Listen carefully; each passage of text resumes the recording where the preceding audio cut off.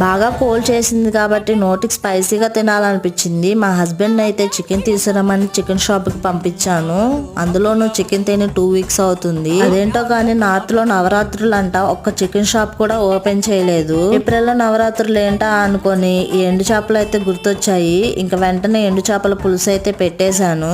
ఎండు చేపల్లోకి దోసకాయ వంకాయ లేకుండా నేనైతే పెట్టను. ఇక్కడ దోసకాయ కూడా దొరకట్లేదు. ఇంట్లో ఎన్ని కూరగాయలు అయితే ఉన్నాయో అవన్నీ వేసి కలిపేసి ఎండు చేపల పులుసు అయితే పెట్టేశాను. ఈ చేపల్ని ఒక 10 నిమిషాల పాటు నీళ్ళలో నానబెట్టుకోవాలి. ఇసుక ఏదన్నా దుమ్ము ఉన్నా కూడా పోతది. తర్వాత బాగా వాష్ చేసుకోవాలి. తర్వాత ఆయిల్ వేసుకొని ఆయిల్ లో ఎండు చేపలను అయితే ఎర్రగా ఫ్రై చేసుకోవాలి. బాగా ఫ్రై చేసుకున్న వీటిని అయితే పక్కన పెట్టేసుకొని మిగిలిన కూరగాయలన్నీ వేసుకొని ఉప్పు పసుపు వేసుకొని అవి మగ్గేంత వరకు కొంచెం మగ్గిన తర్వాత కారం వేసుకొని చింతపండు పులుసు పోసుకోవాలి. చింతపండు పులుసు బాగా దగ్గర పడిన తర్వాత చేపలను కూడా అందులో కలిపేసుకొని కొత్తిమీర చల్లుకోవాలి.